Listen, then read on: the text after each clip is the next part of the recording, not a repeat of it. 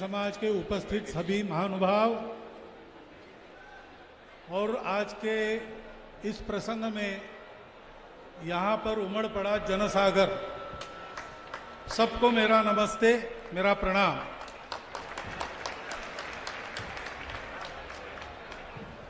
आचार्य विद्यासागर जी महाराज का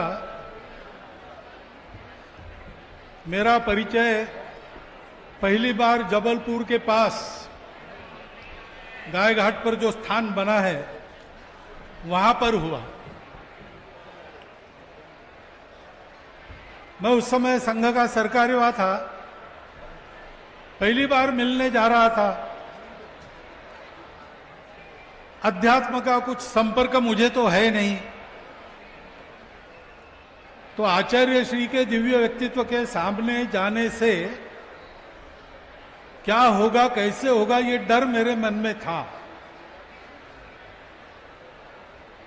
परंतु वहां पर उनकी जो स्नेहमय आत्मीय व्यवहार की झलक देखी, उसके चलते भय भी दूर हो गया और संकोच भी दूर हो गया। बाद में जब जब संभव हुआ, विशेषकर चौमासे के समय या मेरे प्रवास में आसपास कहीं वो पता चलने पर, वो है ऐसा पता चला, तो मैं जाकर मिलता था। देश का मार्गदर्शन वो अपने मन वचन कर्म से कर रहे हैं।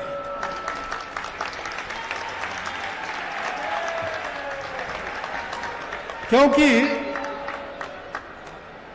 अपने देश की एक विशिष्ट दृष्टि है,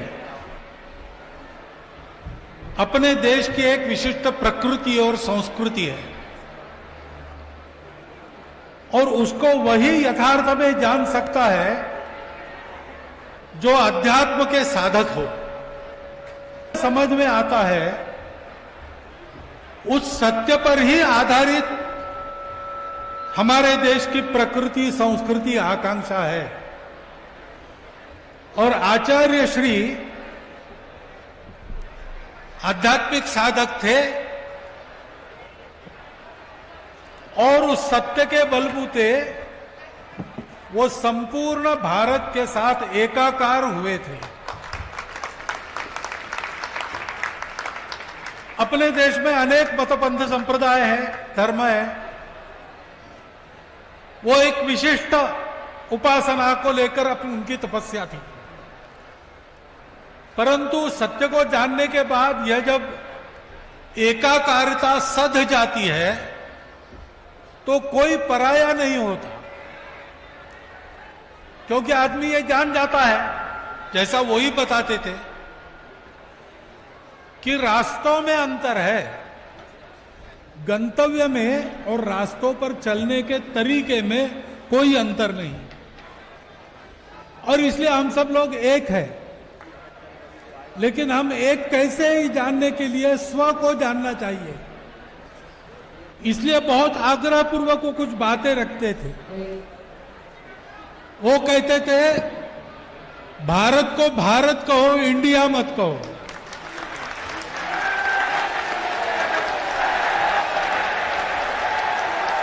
क्योंकि भारत को भारत कहेंगे तो भारत को भारत समझकर जानेंगे। वैसा जानने के कारण अभी मैं डोंगरगढ़ में आखिरी बार उनको मिला तो उन्होंने एक पते की बात मुझे बताई भारत के आर्थिक उन्नति को लेकर। उन्होंने कहा कि हमारे ग्रामों में, जंगलों में बसने वाले बहुत प्रतिभाशाली कारीगर है।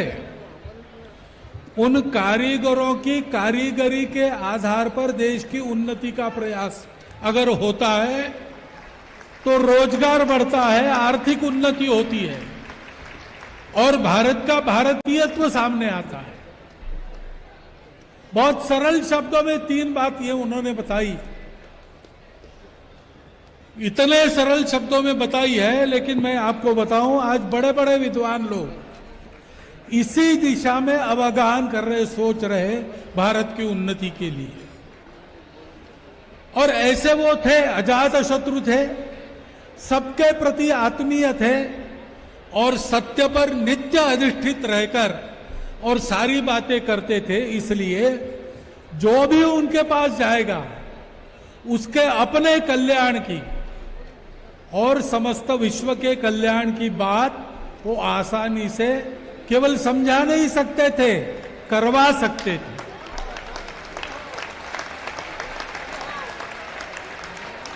ऐसे लोग अपने देश को मिलते रहे।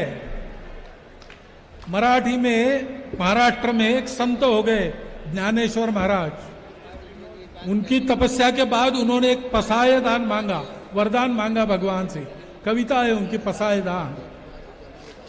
उसमें वो कहते हैं कि जो चंद्रमा जैसे शीतल है लेकिन चंद्रमा जैसा कलंक जिन पर कोई नहीं, सूर्य जैसे तेजस्वी है परंतु सूर्य जैसे तापदायक नहीं है, जो सबके लिए सदा सज्जन है, सबके अपने हैं, ऐसे ईश्वर निष्ठों की मंडली हमको सदा मिलती रहे।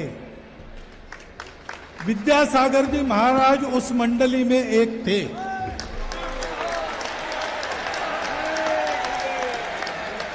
और ऐसे लोग अपने राष्ट्र की निधि है, उनके बलबूते, उनके मार्गदर्शन के चलते समय चक्र के उतार चढ़ाव में सब प्रकार की परिस्थितियों में से हम लोग सही सलामत आगे निकले हैं।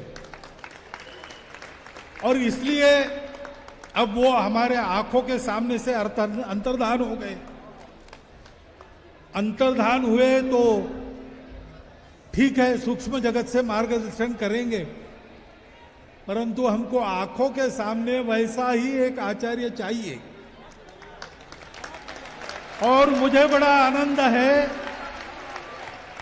कि आप सब लोगों ने उचित विचार करते हुए